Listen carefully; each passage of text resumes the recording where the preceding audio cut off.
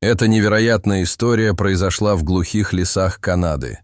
Джон, опытный смотритель парка, как обычно патрулировал отдаленный лесной участок. Вдруг он услышал необычный шум. Пронзительное эхо разнеслось по деревьям. Мужчина сделал паузу, его чувства обострились. Звуки напоминали крики, звучавшие одновременно бесчеловечно и отчаянно. Несмотря на звон тревожных колокольчиков в его голове, его внутренний инстинкт побуждал его прислушаться к звукам. С каждым шагом он приближался. Наконец он наткнулся на сцену, превзошедшую все его ожидания. Перед ним на поляне лежал медведь, передняя правая лапа которого попала в капкан. Кроме того, его голова была в петле, а задние ноги запутались в колючей проволоке. При каждом движении медведь издавал болезненный стон. Инстинктивно рейнджер потянулся за своей винтовкой. Встреча с медведем не была шуткой, особенно если животное было ранено. Но эта встреча была другой. Джон почувствовал, что медведь умоляет о помощи. Мужчина отбросил свое первоначальное беспокойство. Он проигнорировал сохраняющийся страх и осторожно подошел к обеспокоенному медведю. Мужчине пришлось подойти поближе к ловушке, чтобы осмотреть ее. Но когда он приблизился, медведь грозно зарычал. Это была отчаянная попытка защитить себя от того, что он воспринимал как угрозу. Затем Джон сделал нечто шокирующее. Он бросил свое охотничье снаряжение, единственное средство защиты, которое у него было, и положил его на землю. Его разоружение было обещанием не причинять вреда. На самом деле медведь постепенно успокоился. Возможно, бедняга повидал за свою жизнь достаточно охотников, чтобы понять, что они опасны только тогда, когда держат в руках предметы. И руки этого человека теперь были пусты. Но это не меняло того факта, что Джон подвергал себя серьезной опасности. Любой здравомыслящий человек отказался бы приближаться так близко к такому большому и непредсказуемому хищнику. Рейнджер опустился на колени рядом с медведем и попытался завоевать его доверие. Затем он подошел ближе и перерезал петлю, обвивавшую шею хищника. Медведь оставался на удивление спокойным и не показывал никаких признаков угрозы человеку. Затем Джон перешел к колючей проволоке. При ближайшем рассмотрении выяснилось, что проволока начала впиваться в тело медведя. Крики животного становились все громче по мере того, как Джон аккуратно и осторожно удалял проволоку. В конце концов, медведь попал в капкан только с одной лапой. Если бы Джон решил эту проблему, медведь был бы свободен и мог бы легко напасть на него. Но мужчине ничего не оставалось, как довериться животному. Он собрал все свое мужество и выпустил лапу из капкана. Теперь медведь был свободен. Мужчина не ожидал того, что произошло дальше.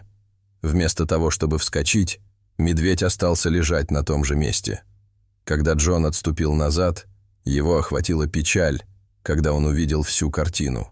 Шерсть животного была отмечена глубокими ранами. Через несколько минут медведь собрал все силы и встал. Он пробежал несколько метров и снова упал. Мужчина опустился на колени рядом с медведем и произнес успокаивающие слова. Джон не хотел оставлять животное на произвол судьбы, потому что рано или поздно браконьеры найдут медведя и сделают с ним ужасное.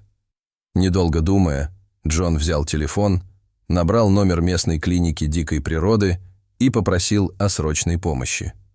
Когда приехали люди, медведя сразу усыпили транквилизаторами и тщательно осмотрели.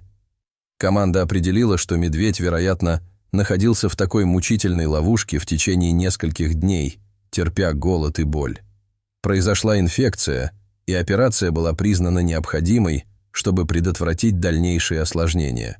Без немедленного вмешательства существовала большая вероятность того, что медведь потеряет ногу. Работая вместе, они аккуратно погрузили медведя в транспортное средство и через 30 минут добрались до клиники. Ветеринары и эксперты по дикой природе работали вместе, чтобы оказать медведю столь необходимое лечение.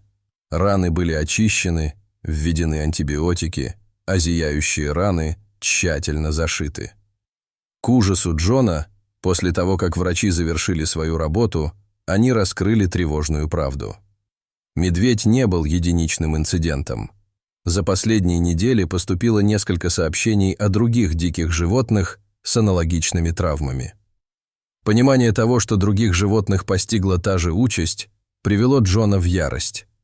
В последующие дни медведь оставался под сильным снотворным и находился под пристальным наблюдением в клинике. По мере того, как животное постепенно восстанавливало свои силы, сотрудники больницы обсуждали возможность выпустить его обратно в дикую природу. Но Джон отверг эту идею.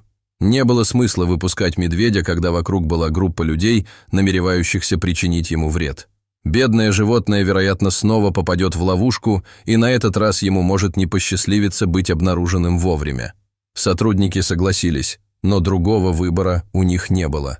У них просто не было ни места, ни ресурсов, чтобы разместить медведя дольше, чем на несколько дней.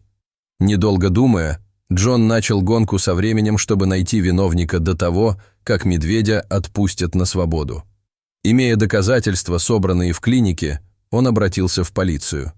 Совместно со службами по контролю за животными начали расследование дела. Но Джону этого было недостаточно. Он знал, что ему придется взять дело в свои руки. Он установил камеры наблюдения в самых популярных охотничьих местах, но безрезультатно. Но в одну роковую ночь Джона разбудил сигнал тревоги камеры наблюдения за дикой природой. Адреналин пронесся по его телу. Он тут же вскочил и отправился в лес с фонариком. Дрожащими пальцами Джон начал идти по следам. Каждое маленькое движение в темноте ночи заставляло его сердце биться быстрее.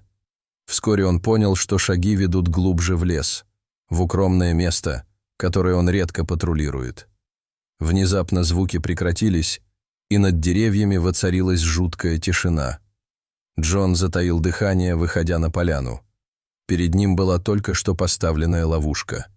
Но прежде чем он успел что-либо сделать, позади него сломалась ветка. Он обернулся и увидел приближающуюся к нему темную фигуру. Недолго думая, он прыгнул на фигуру и одолел ее после короткой, но ожесточенной борьбы. Это был человек, который расставлял ловушки. Джон немедленно позвонил в полицию, которая арестовала мужчину и собрала оставшиеся улики. На допросе мужчина признался в своих преступлениях и раскрыл все места расставленных им ловушек. Власти обнаружили и обезвредили все ловушки. Но история имела неожиданный поворот. В течение следующих нескольких дней медведь выздоровел и был выпущен обратно в дикую природу. Джон и команда увели медведя вглубь леса. Но когда медведь, наконец, вышел на свободу, он сделал нечто необычное. Вместо того, чтобы немедленно убежать и скрыться в зарослях, он остановился в нескольких метрах от машины и в последний раз оглянулся. Он словно благодарил людей за помощь. В этот момент Джон и другие рейнджеры начали плакать. Медведь перевел взгляд вперед и, наконец, скрылся в густых деревьях. Дорогие зрители, что вы думаете об этой истории? Расскажите, пожалуйста, в комментариях. А если вам понравилось это видео, то ставьте лайк и подписывайтесь на наш канал. До свидания.